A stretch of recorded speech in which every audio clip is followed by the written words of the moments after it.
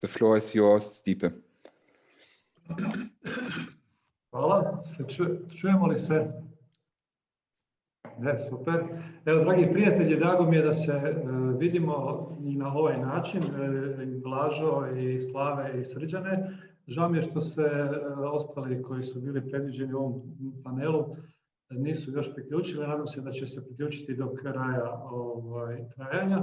Obzirom da ste čuli i vidjeli da imamo određenih problema na početku sa tehnikom, tako da ovaj naš panel bi trebao završiti negdje tamo do 14:15, kako je to i kolega rekao. Tako da vas molim da o tome vodite brigu i da, poštovanje i gospodinu Morina,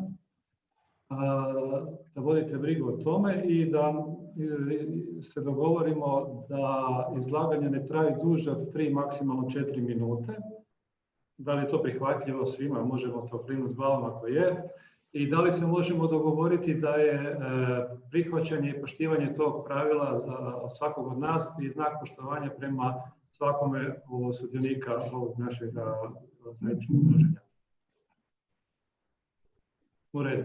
U slučaju da se netko ne bude pridržavao pravila, budite spremni da, zbog objektivnih okolnosti vas moram prekinuti i da ćemo koristiti pravilo američke kampanje za predsjednika da isključimo mikrofon onako predsjednika.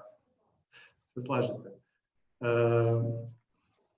Sa nama je isto tako i kolegica Karla Šraml koja je ovdje negdje nju pozivamo da se uključi kada ona to smatra da je potrebno. Nakon prvog kruga pitanja koje ću vam postaviti, molim da odgovarate, znači 3 do 4 minute, a nakon toga ćemo otvoriti svim ostalim sudionicima mogućnost da postavljaju pitanja vama putem četa, tako da dobijemo malo živosti na raspravi, da dobijemo što više odgovora na pitanja koje nas sve muče. Pa pozdravljam ponaosob sve skupa još jedan puta. Svi ste dugogodišnji iskusni medijatori, treneri, sudjelujete u razvoju medijacije u svojim zemljama, pa možete nam onda na neki način dati nekakvu sliku kakav je zapravo odnos medijacije i pravosuđa u vašim zemljama, na što ste ponosni u tome odnosu i što bi moglo koristiti drugim zemljama kao primjer dobre prakse, ono što je kod vas dobro, da neki drugi mogu primijeniti i kod njih. Pa onim redom kojih smo napisali u pozivu, Blažo Nedić je prvi, dakle predsjednik Udruženja medijatora Republike Srbije. Poštovanje, Blaža, izvoli i molim te vodi brigu o vremenu. Hvala puno. Ja sam se ipak prebacio na portugiz, pričat ću na materinjem jeziku. Je li to u redu što se tiče prevodilaca i drugih? Stipe klima, izgleda da je u redu. Ok, hvala vam puno. Uključio sam ovdje štopericu da pokušam da ispoštujem vreme. Hvala organizatorima na pozivu, veliko je zadovoljstvo da vas sve vidim. Žao mi je što nismo se vidjeli ovog puta uživo, ali nadam se da će ubrzo biti prilike. Da pokušam da budem što aktivniji i da iskoristim vreme, a opet moram da vodim računa i o prevodiocima. U Srbiji je u toku jedan projekat podržan od strane Evropske unije, zove se Podrška Vrhovnom kasacionom sudu. Cilj projekta je podrška sudovima da unaprede administraciju pravde, odnosno sprovođenje sudskih postupaka i kao jedna od komponenata tu je i medijacija. Cilj je unapređenje postupaka medijacije i povećanje broja predmeta. Situacija u Srbiji je sledeća, između 2017. i danas. 2017. smo imali oko 800 licenciranih medijatora, sada imamo oko 1300.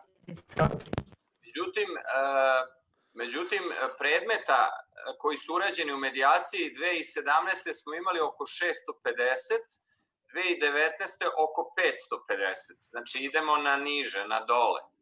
Čak ni ne stagniramo, nego se smanjuje broj predmeta. Sudska upućivanja su prema zvaničnim izveštajima ministarstva malo porasla od samo 55 u 2017. do 280 u 2019. Ministarstvo je početkom 2019. formiralo radnu grupu koja je trebalo da predloži izmene zakona nešto slično italijanskom modelu. Znači, ciljevi su bili povećanje broja medijacije i povećanje kvaliteta medijacijskih usluga. Slično italijanskom modelu da se razmišljalo o tome da se neke vrste sudskih sporova upute na obavezan preliminarni razgovor sa medijatorom, da se uvedu medijacioni centri, da to bude osnovni oblik pružanja usluga medijacije, kako privatni, tako i u okviru javnih institucija, i takođe da se podigne kvalitet programa obuke medijatora. Nažalost, u 9. mesecu 2019. Advokatska komora Srbije se usprotivila zvaničnim dopisom Ministarstvu pravde uvođenju bilo kakvog elementa obaveznosti u medijaciju. Ovaj deo sam citirao, da me ne bi pogrešno neko interpretirao. Zbog izbora koji su bili u Srbiji još u 6. mesecu ove godine i naravno pandemije koronavirusa, mi od tada nismo imali nikakvih zvaničnih aktivnosti vezano za razvoj medijacije. Što znači da mi sada još uvijek imamo zakon iz 2015. godine koji je na snazi, koji omogućava medijaciju u mnogim vrstama sporova, ona je dobrovoljna, znači nešto vrlo slično onome što je bilo do sada i u drugim zemljama. Kažem do sada zato što sam sa pažnjom pratim razvoj događaja, naročito u Crnoj Gori, oko novog zakona koji je tamo usvojen i očekujem, radujem se informacijama koje ćemo dobiti, nadam se, tokom ove konferencije. Evropska unija i drugi donatori i mnogi učesnici, odnosno stakeholderi, zaista sa pažnjom očekuju razvoj medijacije. Znači, mi smo sarađivali u sudovima, ja ću možda malo kasnije izneti neke statistike. Uradili smo jednu analizu na uzorku od 8.000 sudskih predmeta o podobnosti upućivanja tih predmeta na medijaciju, odnosno njihovim karakteristikama u smislu dužine trajanja, cene koštanja, odnosa vrednosti spora i troškova postupka u sudskom postupku. I onda smo sve što smo mogli uporedili sa onim malim brojem medijacijskih slučajeva koji je u 2019. godini obrađen u Srbiji. Tu imamo neke interesantne zaključke za koje se nadam da će pomoći zakonodavcima da procene koji je dalji put razvoja medijacije u Srbiji. Završit ću s tim da kažem da je radna grupa Ministarstva pravde razmatrala nacrt strategije razvoja medijacije i alternativnog rešavanja sporova u Srbiji. Međutim, kao što sam rekao, nakon 2019. nije bilo drugih aktivnosti, tako da taj nacrt strategije nije prosleđen vladi na usvajanje. 5 minuta, ja bih s tim stao. Hvala.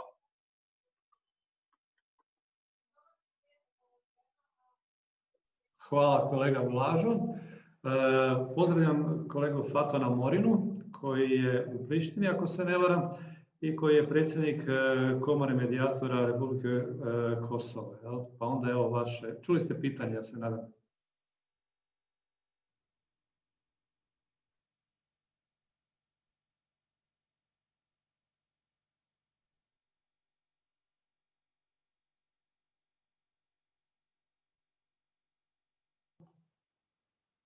Gospodine Morina.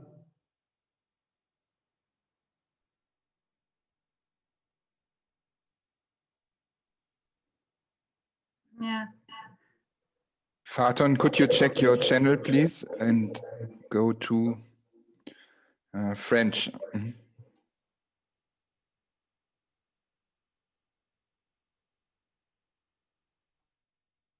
Možete upute poslati kolegi Morini putem čata, a dok on to napravi, ja pozivam kolegu Slaveta Mladenovskog da on možda preuzme riječ. Može?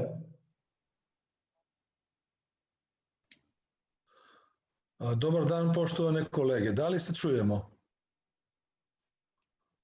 Ja ću pokušati u ovih 5 minuta prezentirati svoje iskustvo i iskustvo iz Severne Makedonije u interesu vremena. Krećem. Predstavlja mi čast što sam pozvan na ovoj konferenciji kao predsjednik Komore medijatora Republike Severne Makedonije i iskreno zahvaljujem na pozivu. Prije nego se obratim svojim govorom i iskustvima primjene medijacije u makedonskom društvu, želim da pozdravim skup u svoje lično ime i u ime organizacije koje predstavim i poželim uspešan rad. Ono što želim u početku da kažem, pokušat ću ga svesti u nekoliko teza.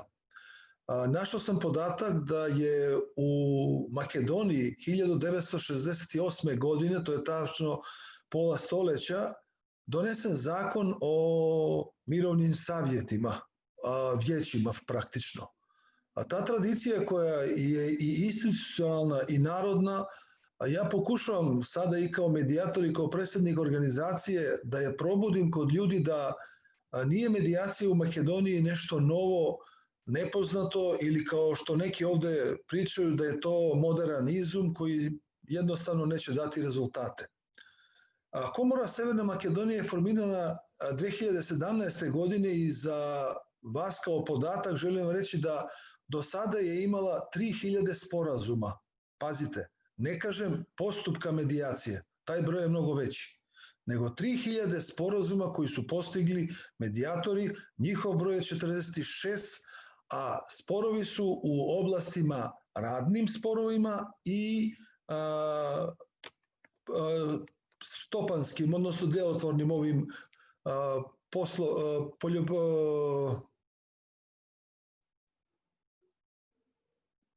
Ja se čujemo? Aha. Praktično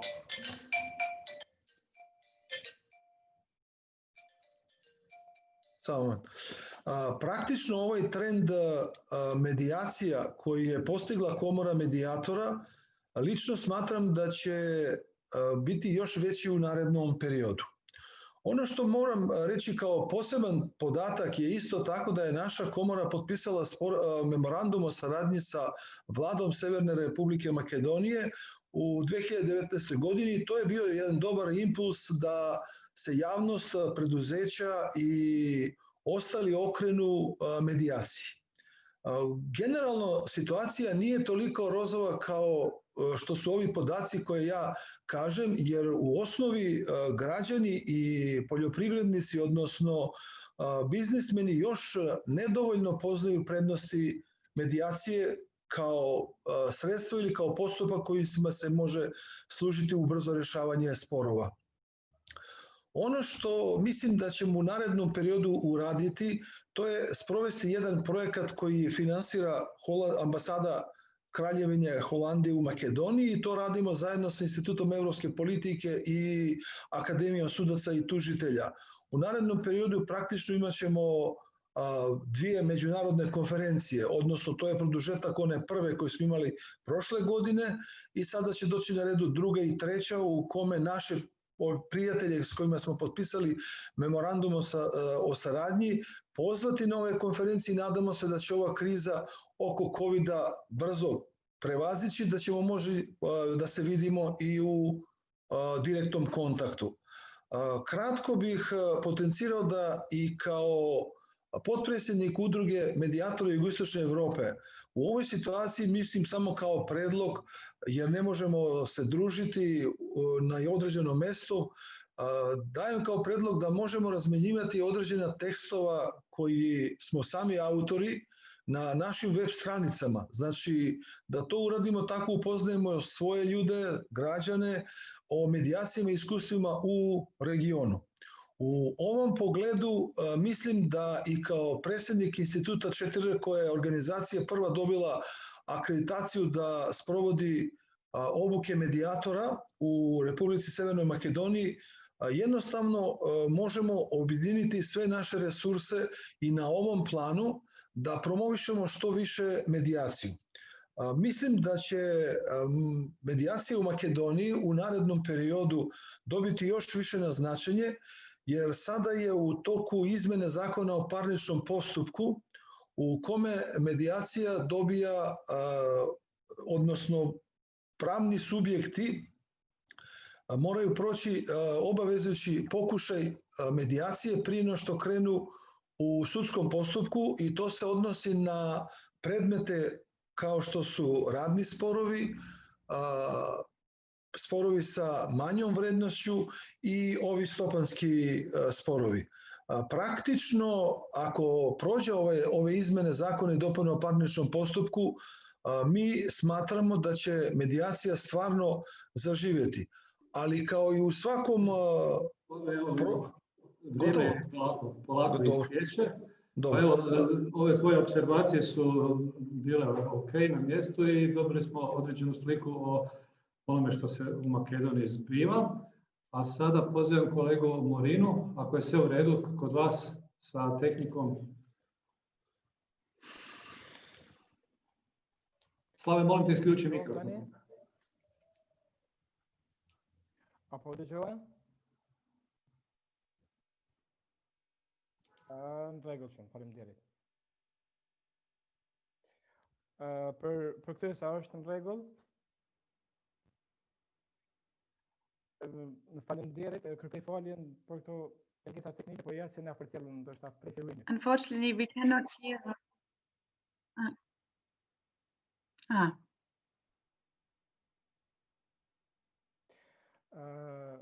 Përshëndetje për gjithë.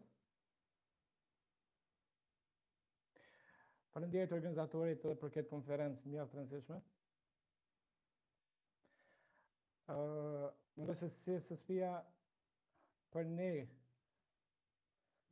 është një organizatë që jemi të familiarizuar me të dhe si pjesë si historie e suksesit të proceset të ndërmjetësimit në Kosovë. Natyrisht një punë të madhe dhe një hisedare e këtyr suksesi është edhe CSSP-ja.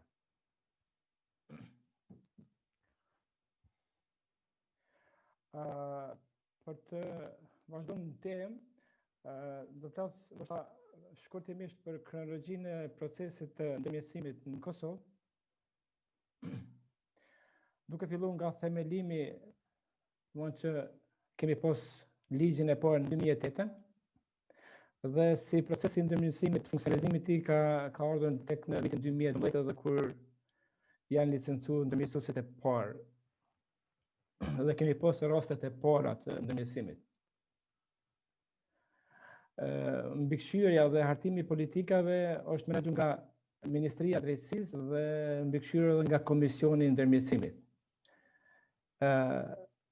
Kjo situatë ka vazhduar deri në vitin 2017, ku edhe në 2018 kemi pas ligjin e ri dhe janë adresuar ato zbrastira, them, është bën një hap i madh, sidomos me ligjin e ri dhe risit që ka sjell ligji i ri tani veç po shihen të frikshme dhe ne po korrim rezultatet të cilat me të vërtet janë inkurajuese.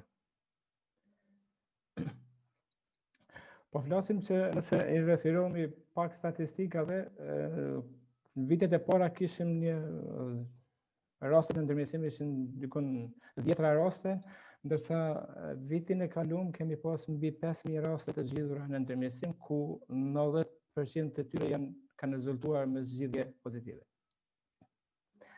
Një risi mjaft e rëndësishme që është parapo në ligjin e ri të ndërmjetësimit, i cili është në fuqi, është edhe përmbarim, fuqia e marrëveshjeve të ndërmjetësimit, e cila pavarësisht se a referuar nga institucioni i drejtësisë, gjykata, prokuroria apo me vetë referim, to njihen si titull përmbarimor. Kjo ka bërë që të avancon procesin dhe rrit besimin edhe tek palët.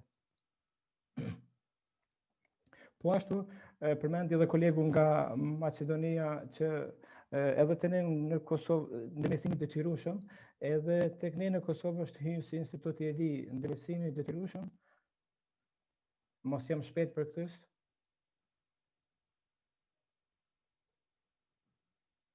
It's okay? Okay.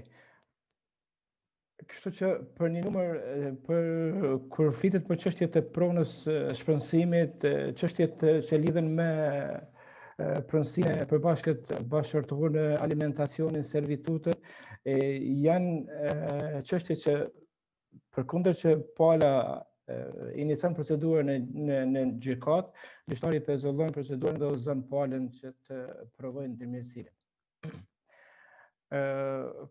Kuptohet që tek ne si proces i ndërmjetësimit është duke dhënë një rol të rëndësishëm për procesin, sidomos të posë parasysh se sistemi jonë gjyqësor dhe prokurorial ballafaqohet me një numër të madh të rasteve për faktorë të ndryshëm.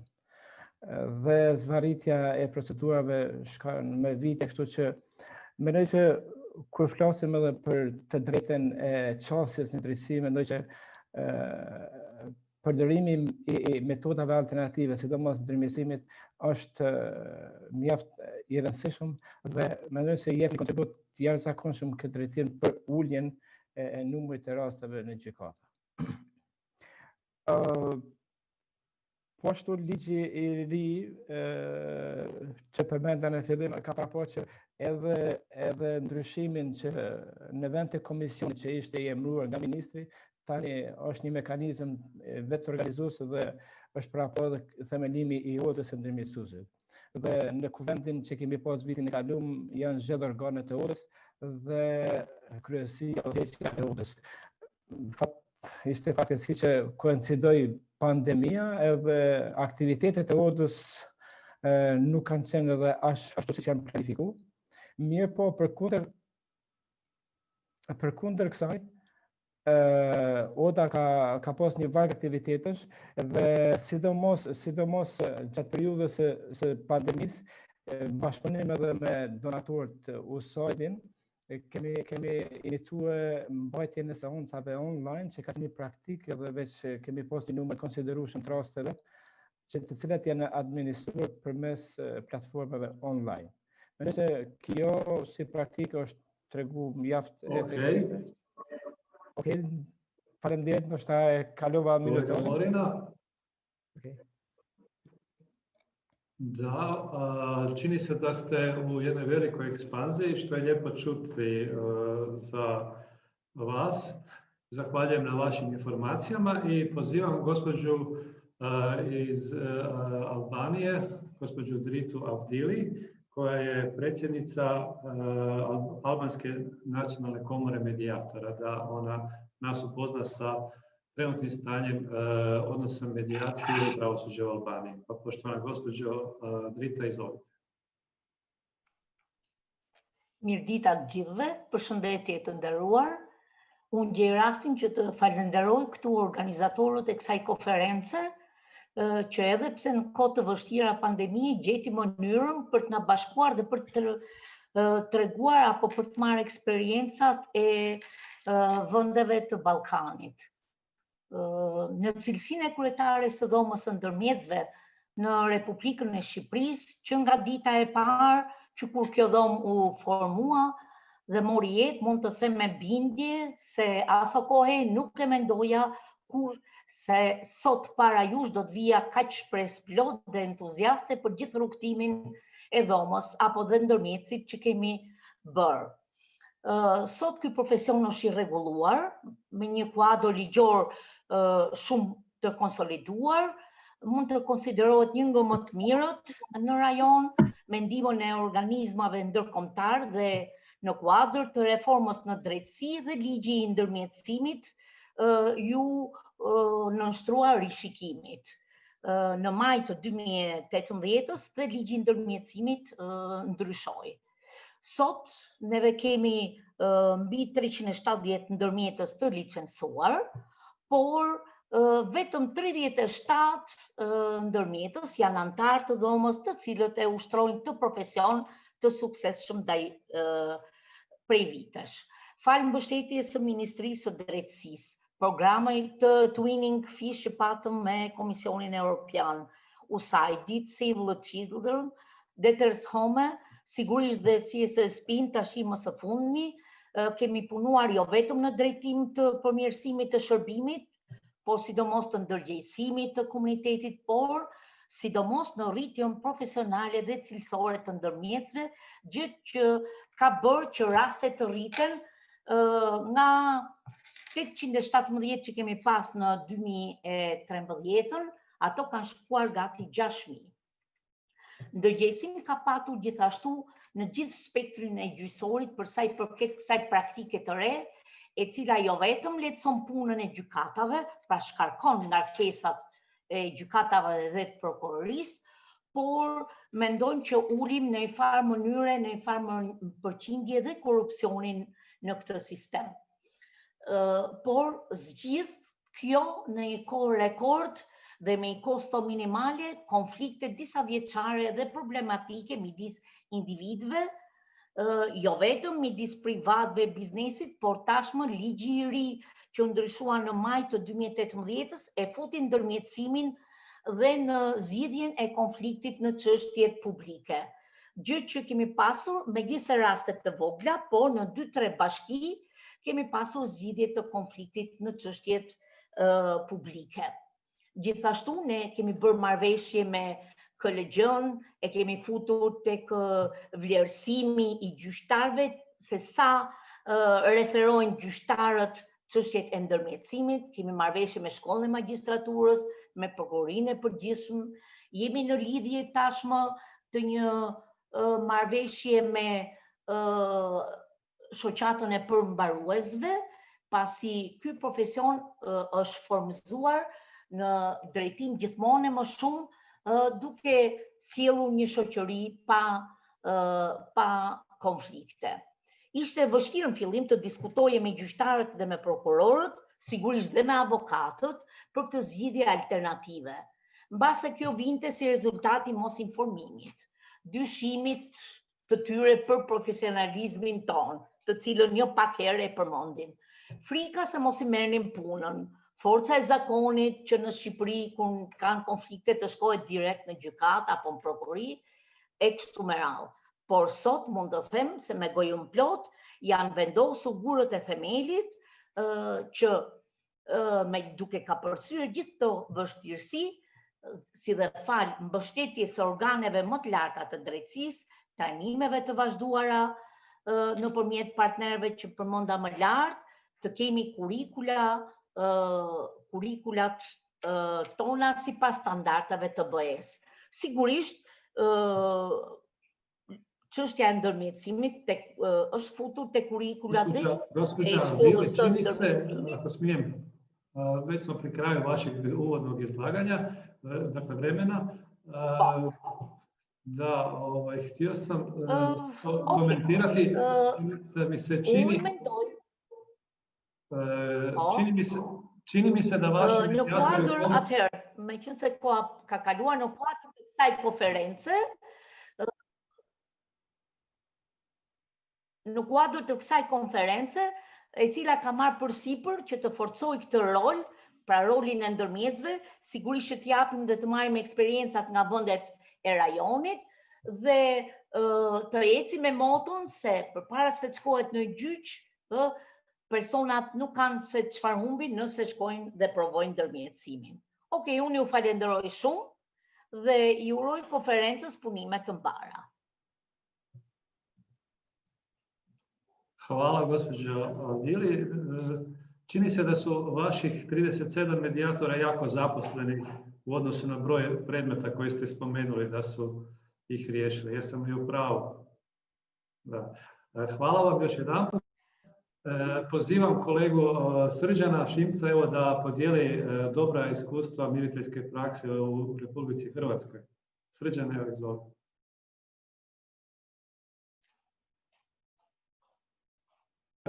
Gospođa Drita, možete mutati svoj. Evo ga. Pozdrav još jednom, hvala Stipe. Ukratko, medijacija još uvijek nije u Hrvatskoj postigla svoju punoljetnost. Usvojili smo zakon 2003. Sada ima 17 godina i nadam se da je to jedini razlog zašto ne ide brže, jer Amerikanci su recimo to primijenili negdje od 76. godine i zato imaju razvijenu medijaciju. Moramo biti svi strpljivi, uporni i ne možemo stvari primijeniti preko noći. Ja bih spomenuo samo nekoliko elemenata koji mi se čine zgodnim u našoj praksi. Prva je i najvažnija, možda posebno za pravnike. To je jedan od rijetkih zakona o medijaciji koji kaže da je svaka nagodba sklopljena u medijaciji ovršna isprava. Ako sadrži privatnu ovršnu klauzulu. Znači ne treba nam ni sud, ni notari da bi učinili medijaciju ovršnom. To je važno znati za pravnike, oni se osjećaju s tim dobrom, premda strankama to uopće nije važno, jer kad oni sklope nagodbu, onda je oni dobrovoljno izvršavaju.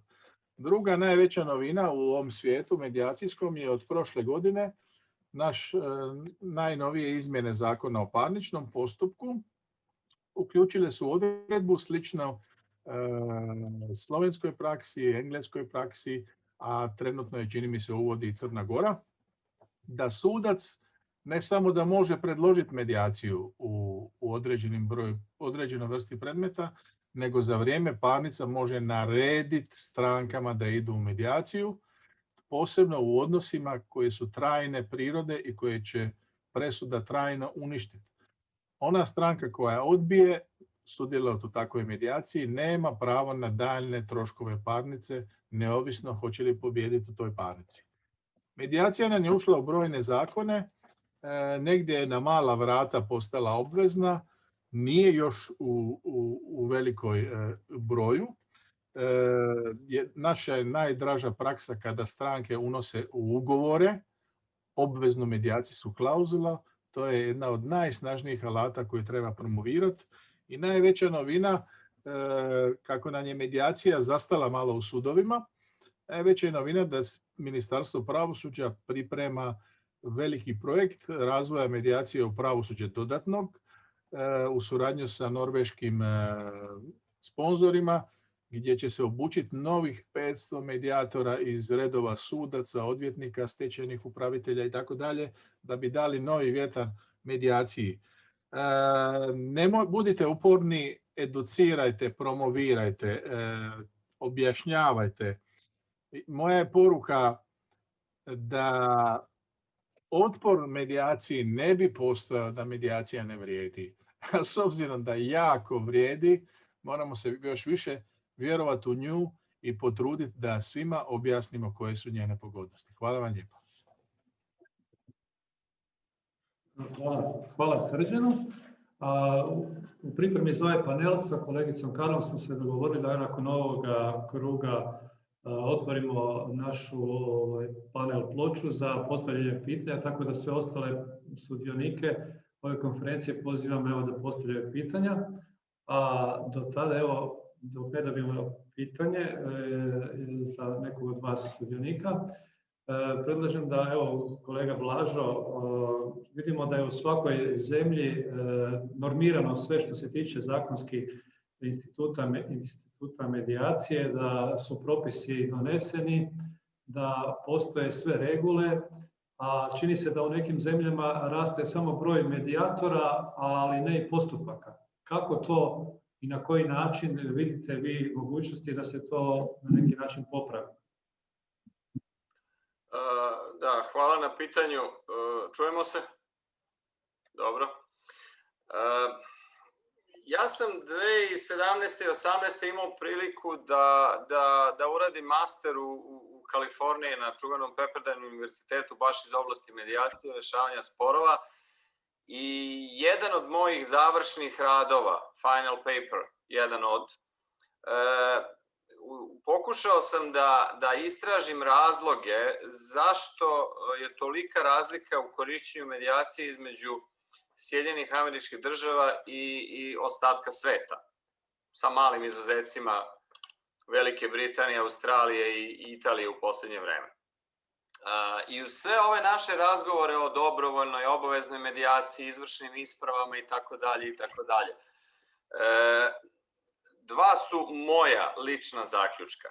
Jedan su ogromna nesrazmjera u troškovima sudskog postupka između Sjedinjenih Američkih Država i ostalih zemalja. To je tamo toliko neuporedivo skuplje da neki od nas to ne mogu ni da zamisle, takve iznose koji se dosuđuju, odnosno kao troškovi sudskog postupka. Drugi razlog je nedostatak medijacije kroz pravnu edukaciju, odnosno kroz pravno obrazovanje budućih pravnika. Ja sam nedavno imao prilike da u organizaciji, tu su učestvovali i neki kolege iz Hrvatske, ali da prošle nedelje razgovaram ovako online sa više od 100 studenata u okviru organizacije Backup. I već 5 ili 6 godina mi smo radili neka mala istraživanja. Na pravnim fakultetima u Srbiji, a koliko je meni poznato i u regionu, pa čak i u većini Evrope, medijacija je eventualno prisutna kao izborni predmet. I to kažem eventualno. U razgovoru sa ovih skoro 100 studenata, samo je pojačan taj moj zaključak. Mnogi od njih nikada neće biti medijatori, ali bi trebalo da očekuju da će učestvovati u postupcima medijacije. Po meni ključni problem je taj. Sve ovo drugo su izmene koje mi pokušavamo da uradimo čak i putem obavezne medijacije, davanja dodatnih ovlašćenja sudijama, kao što smo čuli. Problem je što buduće generacije pravnika koji će zauzeti mesta sudija, advokata, tužilaca, pravnika, savjetnika pravnih u firmama i tako dalje, jednostavno prolaze kroz svoje 4-godišnje ili 5-godišnje pravno obrazovanje, a da nisu stekli taj osjećaj da je medijacija sastavni deo zvaničnog pravnog sistema. U tome je problem po meni. Da, oni posle mogu da prođu neki kratak kurs, da čuju osnove medijacije, ali kad vi prođete 4-godišnje ili 5-godišnje školovanje i nemate predmet medijacija, vama jednostavno je to tolika alternativa. I naravno da će uvek biti onih koji slušaju i druge glasove, gledaju prakse drugih zemalja, Sjedinjenih Američkih Država i tako dalje. Ali osnova, baza, te hiljade budućih pravnika nisu jednostavno navikle da prvi izbor u slučaju spora treba da bude ne sud, nego razgovor, pregovori, dogovor i tako dalje, medijacija i tako dalje i tako dalje. To je neko moje, kako da kažem, opštije malo viđenje. Naravno, to je generacijski problem, ali bojim se da sve ove mere neće imati velikog uticaja. Ja sam ostao da čujemo, meni je drago da čujem da u drugim zemljama u regionu ima više medijacije, mnogo više medijacije nego u Srbiji. U Srbiji mi imamo oko 400.000 parničnih predmeta svake godine. Kako da dostignemo mi balansirani nivo između medijacije i sudskog postupka sa ovakvim pravilima? Eto, nadam se da sam otvorio neku možda novu temu za razmišljanje. Hvala Blažo. Ja se isto mogu složiti. Can I quickly say something, just because we decided that I will technically support you here, like with managing the chat actually. And as we posted already in the chat, please, now I understood, Stipe, now the floor is open for all participants to contribute and ask questions. And therefore, I would like you, or I would ask you to just write into the chat your question. And there was just to raise your attention to that, Stipe, there was already one question from the a representative from the Kosovo Bar Association. No.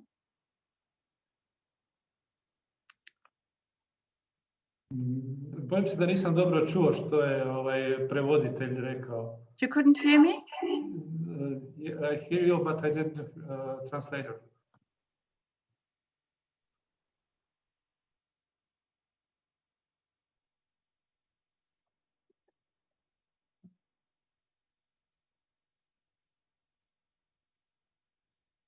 Da, u redu. Koliko sam shvatio kolegu Blaža, on je za edukaciju i to od najranije dobi pa sve do kraja školovanja i kasnije isto tako da se provode programi koji će educirati ljude, a zapravo na taj način mijenjati kulturu odnosa stanovništva prema rješavanju sporova. Kolega Slave se je javio da komentira ovo pitanje. Vi ste naveli da ste od 2017. do danas imali preko 3000 riješenih sporova, pa evo kako ste vi to uspjeli?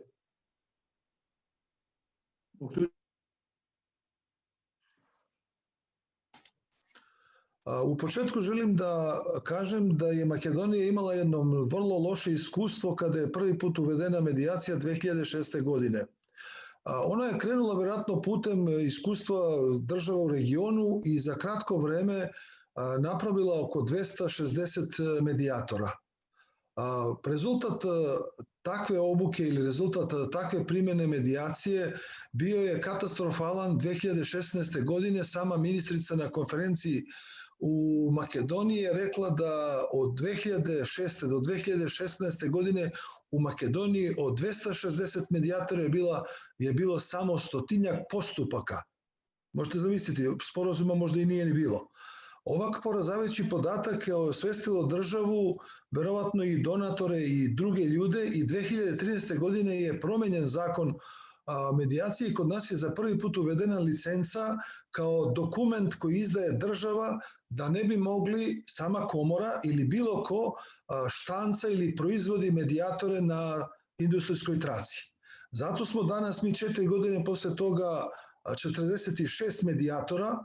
Kao što možete razumjeti, ja sam u prvom izlaganju potencirao da je Institut 4 koga predstavljam prva organizacija koja je dobila akreditaciju da vrši obuku medijatora. Sada u Makedoniji ima još jedna druga organizacija. To su pokušali da rade u ovom desetleću i drugi, međutim jednostavno država nije im dala za pravo i dosta ljudi su bili obmanuti takvim postupkom. Na pitanje sad mogu reći obrnuto. Promenom uslova razvoja medijacije u Makedoniji, gde je država jasno postavila pravila igre da medijator mora da bude lice koje prolazi određenu obuku, da ta obuka mora da biti akreditovana od strane države i da mora da polaže ispit. Ono što mislim da u regionu nema niko, to je da samo jedino u Severnoj Makedoniji medijatori polaže ispit. Mogu vam reći da na ovaj ispit više medijatora ne položi prvi put u odnosu na privatne fakultete u Makedoniji, gde retko se dogodi da student padne na ispitu. Pa sad vi vidite kakvi su kriteriji da bi se postao medijator. U sadašnjem zakonu, koji je praktično na nekoliko meseci treba da dođe novi zakon, izvršene su izmjene u odnosu na postupak polaganja ispita.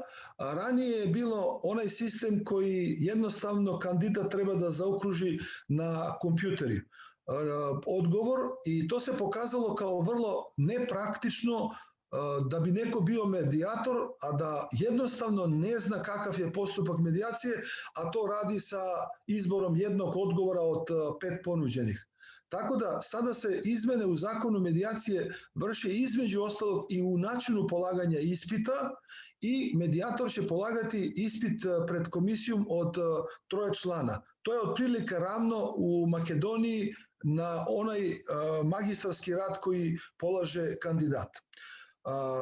Na pitanje zašto ima veći broj medijacija u odnosu na ranije iskustvo, sad ću pokušati da dam odgovor koji nije nimalo subjektivan na naš rad kao komora Makedonije.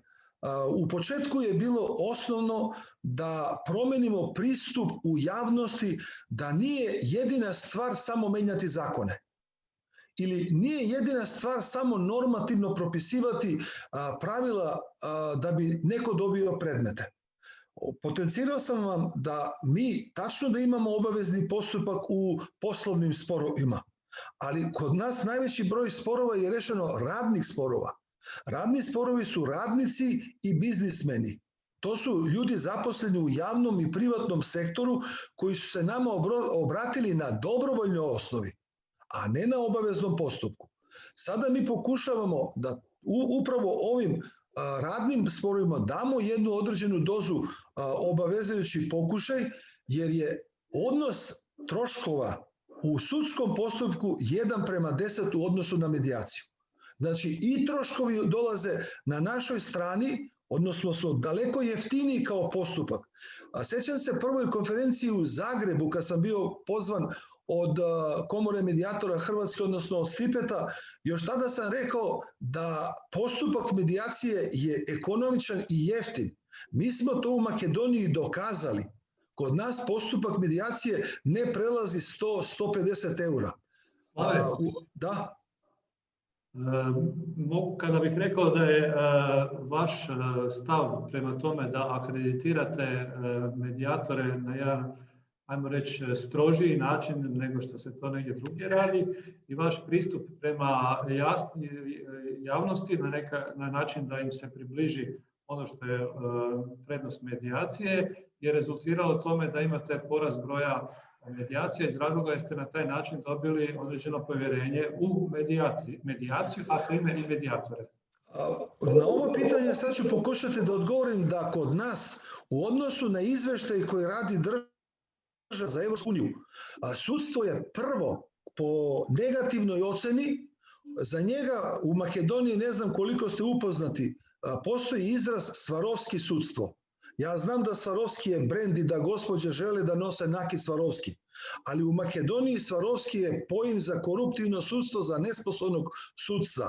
Javnost je i zbog ovoga okrenuta više medijaciji. Da, mi ne kažemo da su svi sudci takvi kakvi su, ali kad kažemo da u izveštaju Evropske unije se kaže da reforma društva podrazumeva prvo promene odnosa sudaca, odnosno pravdi. I sad mi šta radimo u Makedoniji? Mi ne insistiramo toliko... Mi ne insistiramo toliko na promene samo zakona. Mi insistiramo na promene svesti naroda. Znaš, ima nas svi na linku, samo moram da ugasim kameru da mene da se ne vidi. Neko se meš, Stipe. Mogu da pričam? Slušam samo pa se uključim povremeno, ne mogu sve da stignem. Sad jedan pa posle 4. Ovo je bilo vrh kad nije bilo korona, ovo je Mostar sad trenutno, znaš? I 10 zemalja u regionu.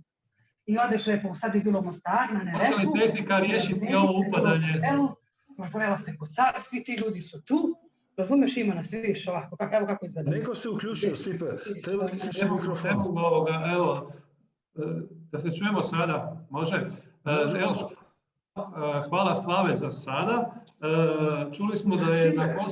Stipe, samo još jedna rečenica za kraj jer me gospođa prekinula. Mi u narednom periodu glavno radimo sada na promociji medijacije.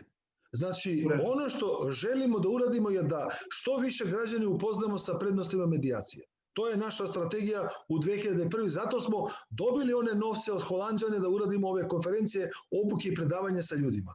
U redu, shvatili smo. Evo, kolega Morina je spomenuo da je razvoju medijacije na Kosovu doprinjao i suradnja sa CSSP-em i ta suradnja neće biti vječna. Da li će tada, kada ta suradnja na neki način prestane, direktno, da li će institut medijacije moći i dalje egzistirati na ovaj način kako to sada je?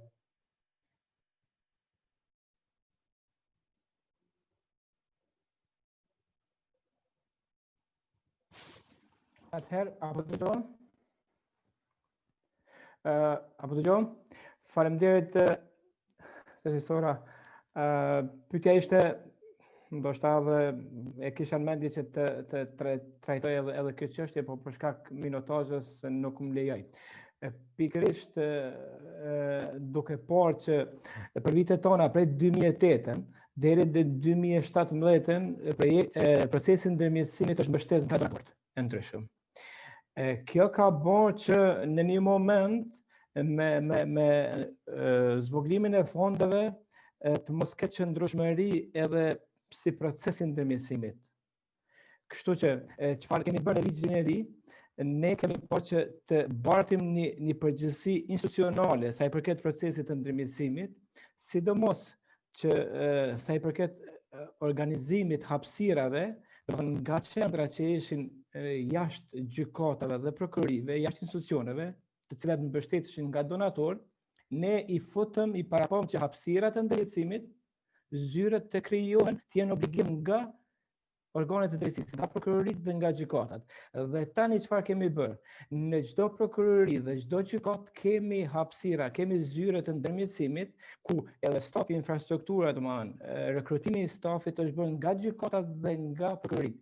Kjo ka sjell një qëndrueshmëri të funksionimit të zyreve të ndërmjetësimit dhe ka bërë që edhe nga palë të mirët ma merr seriozitet, sepse vetë fakti që palët kur janë në ambientet e një institucioni drejtësisë e shohin më serioz procesin, e kanë ngritur edhe besimin tek procesi ndërmjetësimit.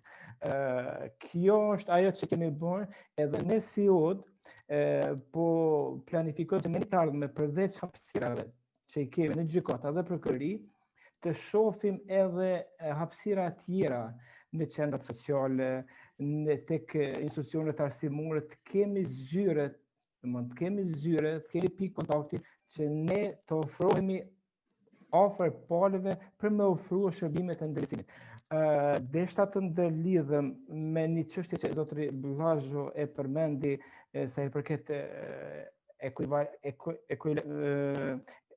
të zvoglojmë numrin e rasteve edhe të bëjmë një ekuilibër, nëse bëni krahasim kemi me 10.000 raste në gjykat apo 100.000 dhe në ndërmjetësim është numri larg atyre që pretendohet.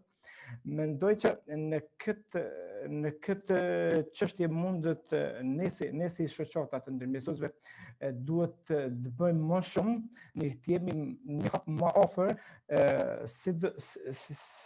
jo vetëm qytetarit, po të kemi të ngrisim edhe nivelin e bashkëpunimit ndërinstitucional. Të kemi takime edhe me profesionistët nga fusha tjera, të jemi të shohim partneritetin edhe bashkëpunimin me avokat, domethënë që mos shihemi si cënim i aspektit material të punës së avokatit, apo me përmbarues, me notar, thjesht ta ngritim vetdijen edhe tek profesionistët dhe ta bëjmë pjesë qoftë të kurrikulave të trajnimit, domethënë procesin e ndërmjetësimit. Ne e kemi bërë një gjë të tillë, kemi bërë me Akademinë e Drejtësisë në Kosovë, ku tash pjesë e kurrikulave të trajnimeve për gjyqtarë dhe prokurorë janë temat edhe çështjet e ndërmjetësimit. Kështu që edhe veç gjyqtarët do ta shohin që thjesht e përsit edhe do të jenë më të informuar për procesin e ndërmjetësimit. Njashtu po planifikojmë, jemi në diskutim edhe me Odën e Avokatëve, që në pjesë të akteve nënligjore të Odën të Avokatëve të jenë në dispozitë ku avokatë të obligohen që palëve t'ju prezantojnë përparësitë e procesit të ndërmjetësimit, që lënda mos shkon fare në gjykat, po të adresuar tek ndërmjetësues. E përmenda tek statistikat, ne përkundër që vetëm vitin e kalum kemi mbi 5.000 raste të zgjidhura në ndërmjetësim, po nuk them që personalisht nuk duhet të mburem me këto, sepse ne kemi 100.000 raste që presin në gjyqësor dhe një pjesë e madhe e këtij numri të rasteve janë të përshtatshme për referimin në ndërmjetësim. Kështu që na mbetet tash si Odë ndërmjetësuesve, si komuniteti profesionistëve, ta ngrisim bashkëpunimin institucional dhe të kemi sa më shumë raste të referuar në ndërmjetësim. Këto janë hapat që jemi duke i ndërmarrë si Odë, po edhe si komuniteti ndërmjetësuesve.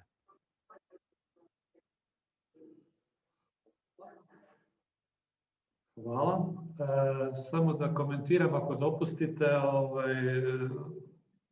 ja sam čuo da ste rekli da je medijatorska kancelarija otvorena na sudovima, na tužilaštvima i da su oni zapravo u istoj zgradi. To nisu djelatnici suda, sudije, nego su to neovisni medijatori koji se bave samo medijacijom. Sam dobro shvatio?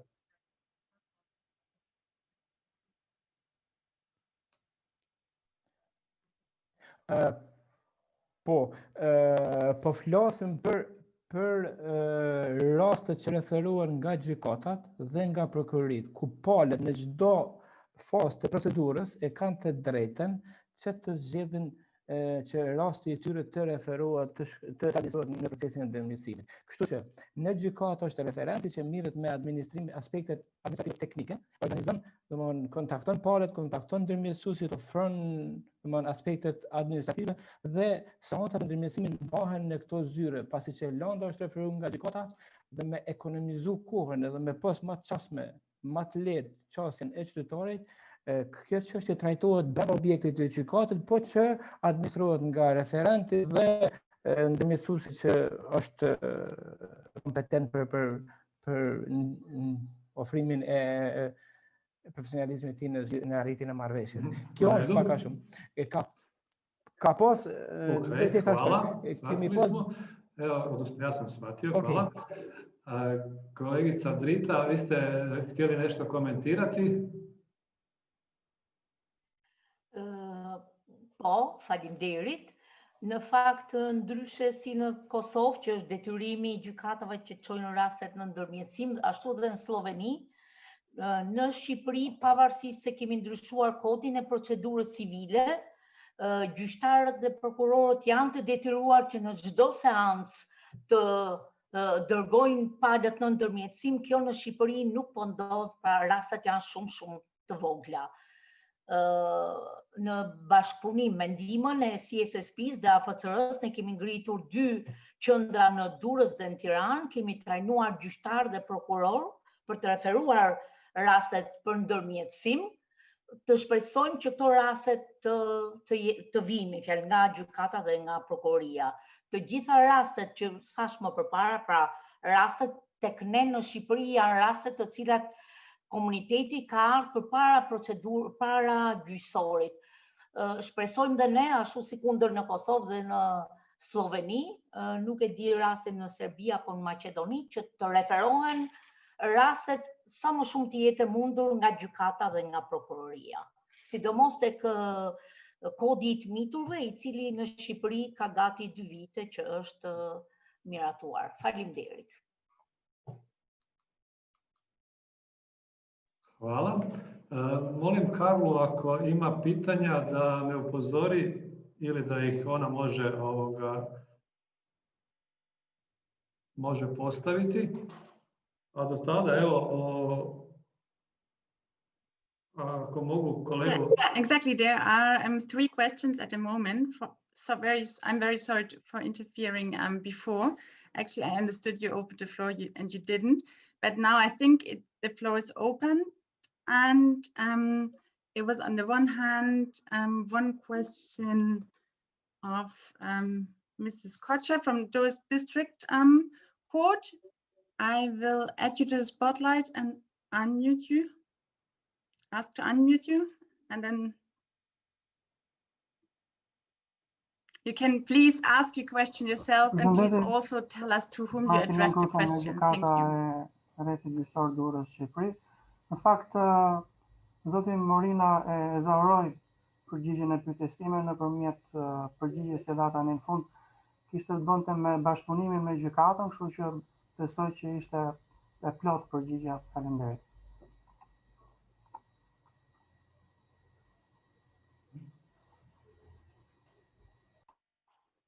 Okay, thank you very much. If you allow, there were 2 more questions, and okay, there was one question from Benjamin. Going into the same direction, maybe.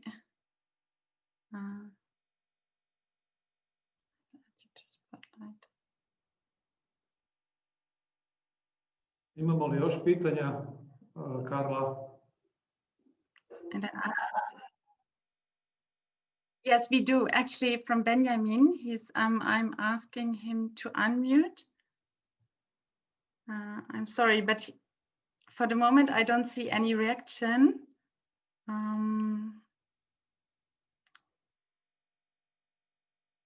Okay. Then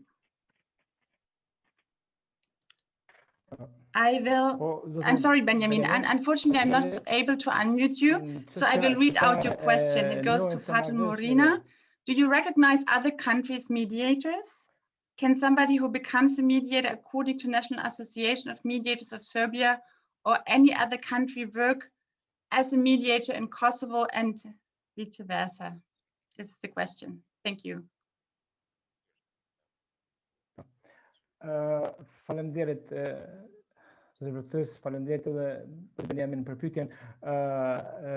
Po çështja e njohjes së marrëveshjes së ndërmjetësimit nga një vend tjetër si dokument ndjek gjitha të njëjtat procedura sikurse ndiqet tek aktet e një institucione të tjera, vendimet e gjykatës apo ndonjë organi tjetër administrativ. Më është si procesi i njohjes.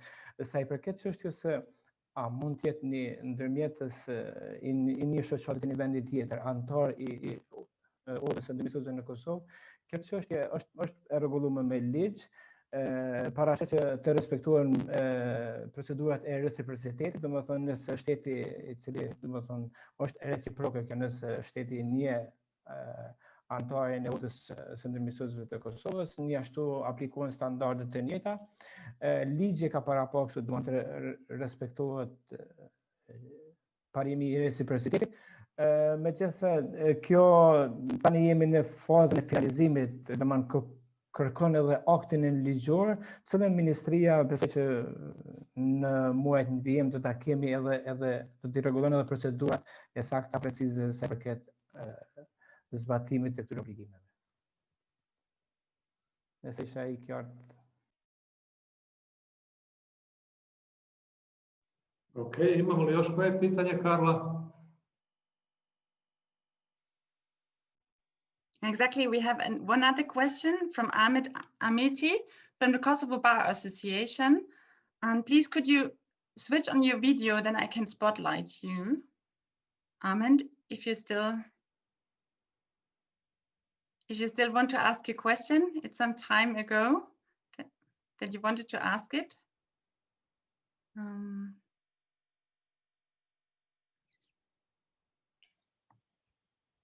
Yes. Okay, at the moment, there's unfortunately no reaction from Ahmed. Ahmed, yes. You unmuted yourself, right? Yeah, very good. I will add you to the spotlight. Yeah, thank you. Shall I read my question?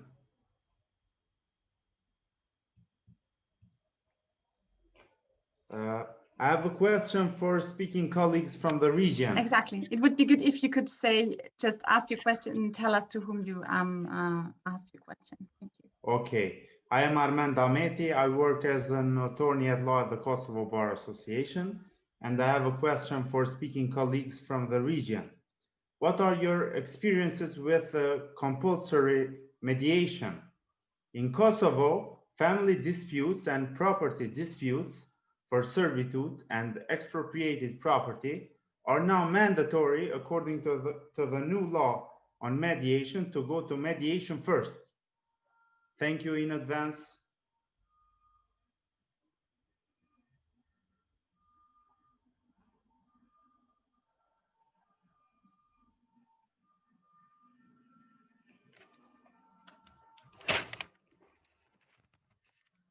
Dobro. Na ovo pitanje će odgovoriti gospodin Morina, je li to za vas bilo pitanje?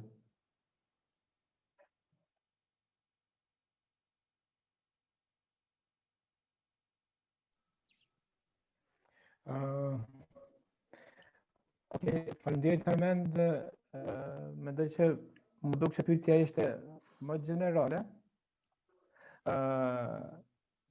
Sepse është fakt që tash ligji i ri i ndërmjetësimit një taksative ka paraqur një numër të landeve, domethënë që aplikimi i ndërmjetësimit të detyrueshëm, domethënë që përmendëm çështjet e shpronësimit, servituteve, që vijnë nga raportet familjare, alimentacioni, besimi i fëmijëve, janë këto çështje që pavarësisht që po adreson çështjen në gjykatë, gjyqtari pezulon procedurën për 30 ditë dhe uzon palët që të provojnë ndërmjetësimin. Është dispozitë e re, është instituti i ri dhe nuk mund të them që kemi ndonjë numër të madh të rasteve, mirë po tani veç çdo gjyqtar ka obligim ligjor që t'i uzoj palët. Natyrisht që ne tani jemi në fazë si ndërmjetësues edhe si proces jemi pak e kemi problematik çështjen e tarifave, sepse se si të aplikohet tarifa në momentit kur zgjidhet nëse arrihet marrëveshja, tarifa ndërmjetësimit që ku do të bartet. Nuk është shumë problematike nëse arritet marrëveshja, sepse pala që ka iniciu Londën i heqë dhe shpenzimet, po në rastin e dështimit të marrëveshjes, pala përkundër se është uzuar atje, është detyruar në një farë forme që të provojë ndërmjetësimin nga institucioni, nga gjykata, dhe ka hezitime edhe mund të refuzoj kryerjen e pagesave, që tek ndërmjetësuesit është një problem që po parashohem se si në bashkëpunim me Këshillin Gjyqësor, se si të rregullojmë që kjo tarifë e seancat të ndërmjetësimit tek batet tek shpenzimet e lëndës, sikur që aplikohet për ekspertë të tjerë. Nuk e di Armend, ndoshta a ishte kjo pyetja apo kishte diçka tjetër? Hvala. Ima li netko od sudionika da želi odgovoriti i na ovo pitanje još? Nešto dodati na ovo što je kolega Morina rekao? Ne. Budući smo rekli da ćemo završiti do 15:15, to je gotovo ovo sadašnje vrijeme. Ja bih zamolio ovo zadnje pitanje za sve onako u 1 minuti. Na koji način vidite kako bi se moglo pomoći, koje aktivnosti bi trebalo raditi kako bi se osnažili kapaciteti i usavršavanje rada centara i komora za mirenje, a isto tako i medijatora na ovim našim prostorima. Evo, Srđane, ti si nešto zapostavljeno. Da, pitanje svih pitanja koje postavljaju medijatori. Naime, san svih medijatora je da medijacija bude obvezna. Ja ne dijelim taj san, premda se u svim zemljama u kojima je medijacija na neki način obvezna, medijacija puno razvila nego drugdje. Naime, još Amerikanci su tvrdili da niko ne može nikoga prisiliti da sklopi nagodbu, može ga prisiliti samo da dođe u medijaciju, ali ga ne može prisiliti da sklopi nagodbu, i te da je princip dobrovoljnosti sačuvan. Puno je razloga zbog kojih medijacija ide sporo, neke krasne je spominjao Blažo. Najnoviji članak koji sam pronašao jučer govori o razlicima zašto se razvija medijacija puno brže u zemljama common law jurisdikcije u odnosu na naše zemlje civil law jurisdikcije. Kažu da je riječ doslovce o različitoj pravnoj kulturi. Da su pravnici u našim zemljama i u većinom Europe jednostavno formalistički i teoretski educirani, usmjereni na pravo i pravna rješenja, sudove kao jedina rješenja, dok su anglosaksonske zemlje, njihovi pravnici usmjereni na pragmatičnost, interese klijenata i brzo rješenje. Do sada o tome nisam razmišljao, međutim definitivno nešto ima u tome, i ako ne dobijemo pravne fakultete da počnu puno više educirati o medijaciji, stvari će se sporije razvijati. To vidimo snažno kada god razgovaramo s mladim studentima ili mladim pravnicima koji nisu opterećeni svojom tradicijom i praksom. Oni prihvaćaju to ovako odjednom i kažu mi smo svjesni da više nikome ne možemo prodati uslugu koja traje 1, 2, 3 ili 8 godina. Tako da medijacija, premda neće zamijeniti parnicu ni sudove, u velikoj mjeri može pomoći strankama da dođu do pravde vrlo brzo. Znači, to je, eto, puno je razloga, međutim, tu bi ja završio s obzirom na vrijeme. Hvala vam puno. U redu, evo Blažo, možemo čuti tvoje mišljenje o tome. Si tu, Blažo? Tu sam. Da, evo imaš li. Samo gledam kanal. Portuguese, I guess. Pa, ja bih se u suštini složio sa Srđanom. Samo da razjasnim, moja prethodni komentar vezano za potrebu edukacije u oblasti medijacije odnosio se pre svega na studente prava i potrebi, čini mi se, neophodnosti uvođenja, zaista bih rekao, redovnog predmeta medijacije i alternativno rešavanje sporova u kurikulume pravnih fakulteta. Naravno da sve ovo drugo što mnoge zemlje preduzimaju na edukaciji svih stakeholdera i učesnika je neophodno, ali mislim da bi do promene ove pravne kulture o kojoj je sad Srđan govorio, upravo moralo da dođe kroz pravne fakultete. Podsjetit ću vas, 76. godine, svi znate za Pound konferenciju čuvenu u Sjedinjenim Američkim Državama, kada su sudovi odlučili, pazite, sudovi su odlučili da uvedu multi-door courthouse, sudnicu, odnosno sudsku zgradu sa više vrata, pod znacima navoda. Ali neposredno nakon toga, American Bar Association, koji akredituje pravne fakultete u Sjedinjenim Američkim Državama, je dao preporuku svim pravnim fakultetima da se naglasak počne stavljati sa pozitivno pravnih i procesnih predmeta na takozvane, kako su ih oni tada nazvali, problem solving skills za buduće pravnike i advokate. I 76. godine svedoci smo, samo nekoliko fakulteta u Americi imalo je programe koji se tiču medijacije, pregovaranja, komunikacije i tako dalje. A vi danas nemate fakultet u Americi bez tog obaveznog predmeta. I u tih 30-40 godina oni su uspeli, barem je to moj neki stav, da na taj način promene kulturu. I oni su imali otpore u početku, ali kroz pravno obrazovanje, kroz fakultete, njihov student prava sada ne može više da prođe kroz pravni fakultet, a da nije makar naučio šta je neko od ovih alternativnih načina. Zato mislim, ne bih hteo da zvučim ni negativno, ni suviše uopšteno govoreći o nekim stvarima koje jesu generacijski, ali mi smo, 20 godina borimo se za uvođenje medijacije na ovim prostorima i dalje razgovaramo, u Srbiji imamo nekoliko stotina predmeta samo. A pravni fakulteti, nažalost, kurikulum je maltene isti. Čak od vremena kad smo mi studirali, sa izuzetkom, marksizma i socijalističkog samoupravljanja, maltene su isti kurikulumi. Naši studenti, neću da uzimam više vremena, neverovatno je da pravnik budući nema obuku iz pregovaranja. Pa da ne pominjemo komunikaciju i tako dalje. Svi misle da znaju da pregovaraju. Zaustavit ću se tu. Hvala.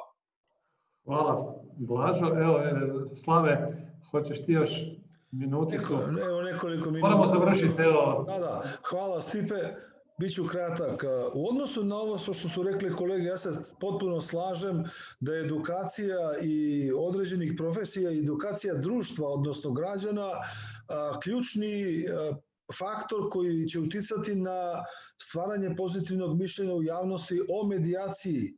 Međutim, paralelno o stvaranju pozitivnog mišljenja o medijaciji, mi moramo raditi i na pozitivnog medijatora, odnosno ugleda pozitivnog medijatora u društvu, jer praktično videli smo šta se događa sa određenim profesijama, ovde pričamo o Makedoniji, da i sudci i odvjetnici i tužitelji nisu baš, pa ovde bih dodao i izvršitelji u Makedoniji su dosta prozvani kao zvanje, da nisu odgovorili svom zadatku kao delioci pravde I zato sad mislim da medijatori imaju veliku šansu u Makedoniju da rade na svojoj ličnosti, da rade na svom poverenju u javnosti. I moram reći, to se može lako utvrditi i proveriti, da mi smo za 2 godine što smo otvorili ovih elektronskih portala, kad nas neko pita, znači ne pravi sada onakve terminološke i jezičke greške o meditaciji, odnosno o medijaciji. Mi jednostavno kažemo njima, posetite naš sajt, pogledajte ljude, pogledajte njihove biografije, vidite šta rade.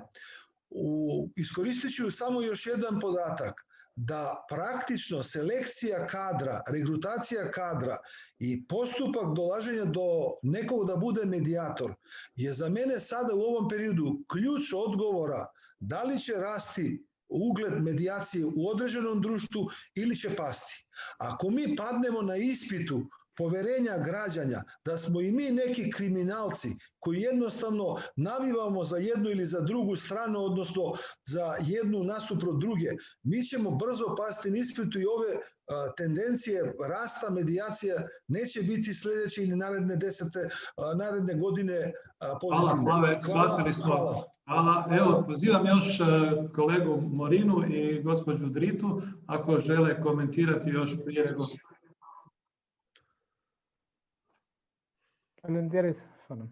Atëherë, për mos me zot shumë, okay, unë veç deshta me mbështu një çështje se kur po flasim për ndërmjetësimin nuk mund ta ndajmë atë nga sistemi i drejtësisë edhe besimi që ka qytetari i krashi sistemit të drejtësisë. Edhe shumë probleme që i hasim ne në punën tonë, qoftë besimi të procedura ndërmjetësimit reflektojnë edhe disa çështje sepse nëse qytetari ka prej për vitet tona një lond të zgjidhet në gjykat, edhe ne i flasim për ndërmjetësimit, do ta kemi goxha problem që ta rrisim besimin të ai se një çështje, një problem që për vitet tona nuk është zgjidhur nga gjykata, do të ketë sukses në procesin e ndërmjetësimit. Parimisht pajtohem me Gjonin që tha nuk jam idhëtar i ndërmjetësimit të detyrueshëm. Po të kem parasysh do të thonë që para vetëm me dëshirë para se të drejtohet gjykatës të zgjidhë ndërmjetësimin. Çfarë për të përgjigjur pyetjes së zotit Sora, çfarë duhet bëjmë ne që të kemi suksese edhe të arrijmë rezultate. Mendoj që, duhet drejtojmë gishtin edhe nga vetvetja, duhet jemi më proaktiv, sepse kemi pse flasim. Nëse ndërmjetësimi është për disa aspekte është një favorshëm, si aspekte materiale, kemi çka prezantojmë tek qytetari, tek të afrohemi tek biznesi, të punojmë me student, të ofrojmë trajnime, të jemi më proaktiv ne si komuniteti ndërmjetësuesve, si shoqata, të rrisim bashkëpunimin ndërinstitucional, kështu që besoj që domosdoshmërisht procesi i ndërmjetësimit do të jetë më atraktiv edhe numri i rasteve edhe qytetarit do ta zgjidh. Do të rritet edhe besimi në këtë proces, kështu që kjo do të ishte, mendoj që rruga më e qëndrueshme për më arritur deri te rezultatet tona. Faleminderit. Hvala kolega Morina. Evo za kraj ove sesije da čujemo kolegicu Dritu. Imate li još potrebu komentirati? Në fakt, unë në kundërshtim, si thot Fatoni, jam që ndërmjetësimi të bëhet i detyrueshëm. Në Shqipëri ligji i ndërmjetësimit nuk e lejon, pra është vullnetar, pasi ne kemi disa ndërmjetës të cilët janë shumë të mirë, por nuk kanë punë dhe janë në vështirësi që ta vazhdojnë apo jo detyrën e tyre. Në fakt, dhoma kombëtare e ndërmjetësve i ka vënë detyrë vetes këtë vit që të bëj sa më shumë ndërgjegjësim, që palët apo bizneset të vinë tek ne, e para duke i trajnuar dhe duke nxjerrë ekspertët më të mirë në treg, dhe e dyta duke rritur ndërgjegjësimin e komunitetit që përpara se të shkojnë në gjykat i drejtohen ndërmjetësimit. Sigurisht, na ka ngel dhe për detyrë që Në shkollat nënvjeçare është lënë te kurrikula ndërmjetësimi. Në universitet, në fakultetin e drejtësisë, por dhe në shumë fakultete të tjera është si kurrikul ndërmjetësimi, ka ngel si gep tek shkollat e mesme, kështu që nëse futet dhe si kurrikul tek shkollat e mesme, mendoj se bëhet një edukim ligjor që nga shkolla se si persona që kanë konflikte duhet i drejtohen një ndërmjetësit. Pra të duket ai ndërmjetësi si një shpëtimtar për hallet e tyre. Faleminderit.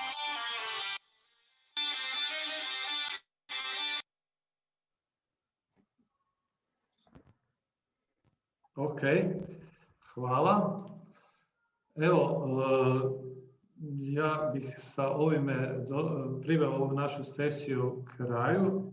Malo smo probili vrijeme kao što smo mogli očekivati. Ono što je meni se čini da treba istaknuti i što sam čuo da ste naznačili kao nešto što je važno, a to je dakle, i suradnja, odnosno opredjeljenost vlada, država, svaki ponaosob, uvelike određuje i odnos, odnosno razvoj medijacije u toj zemlji.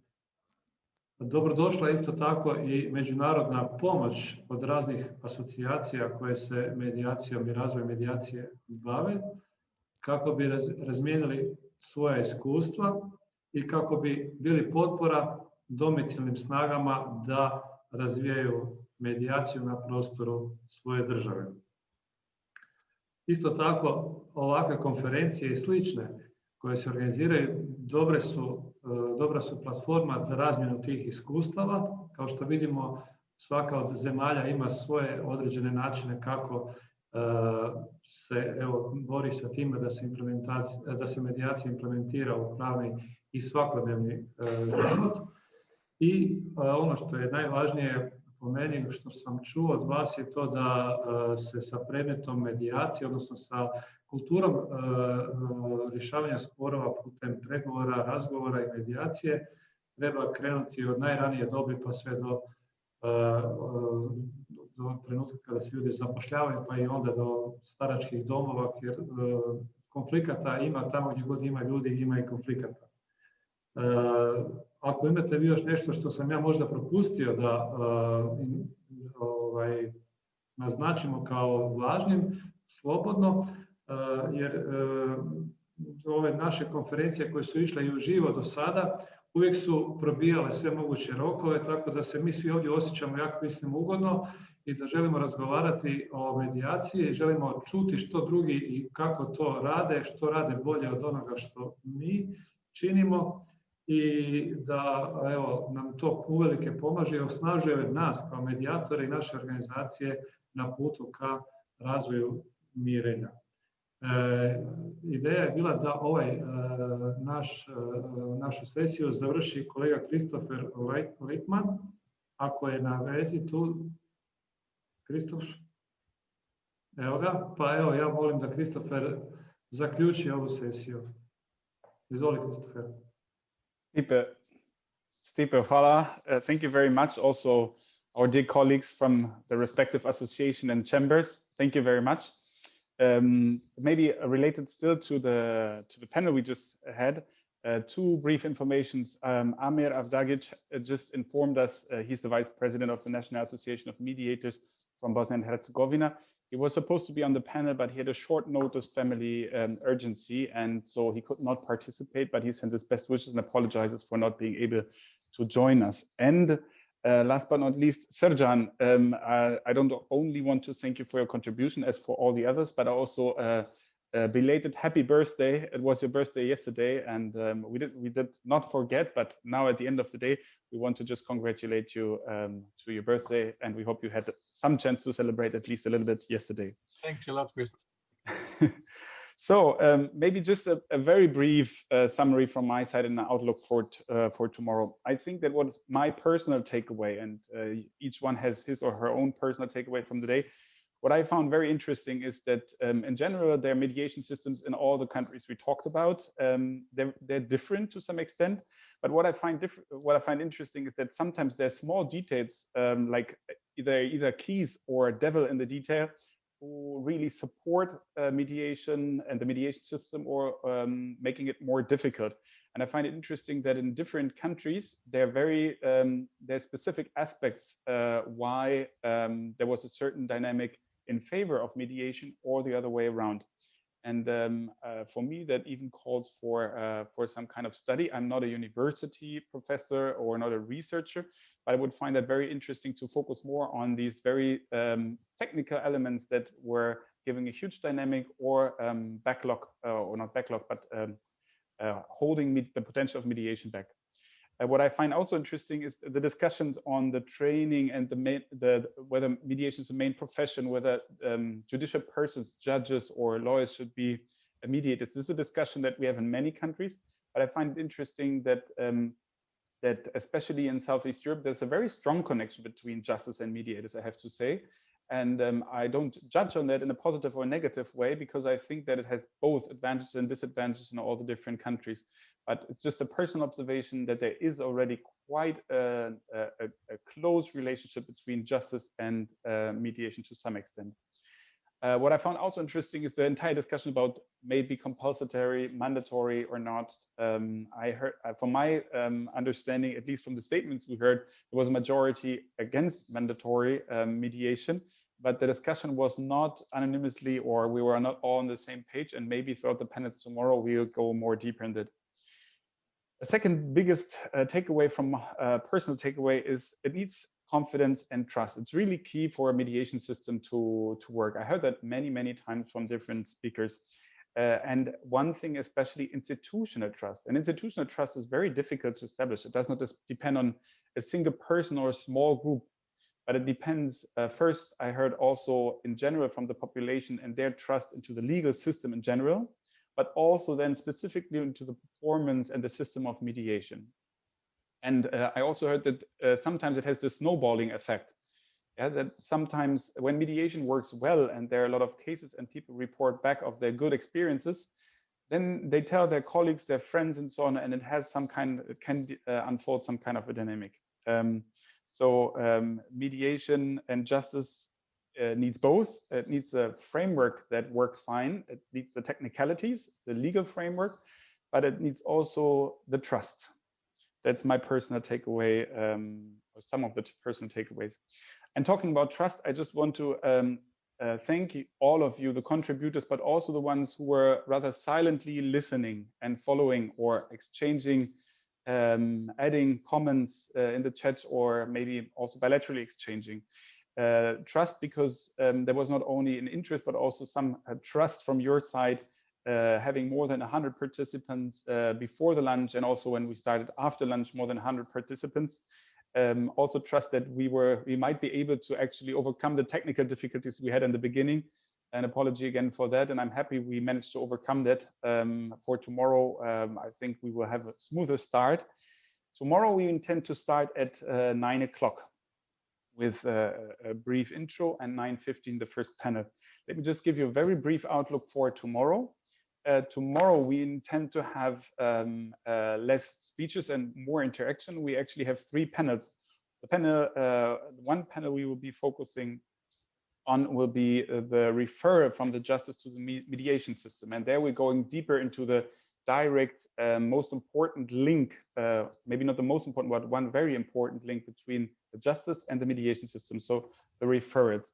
Then we have 2 parallel panels later on, one involving courts, law enforcement agencies, and administration, and the second panel, the quality of mediation.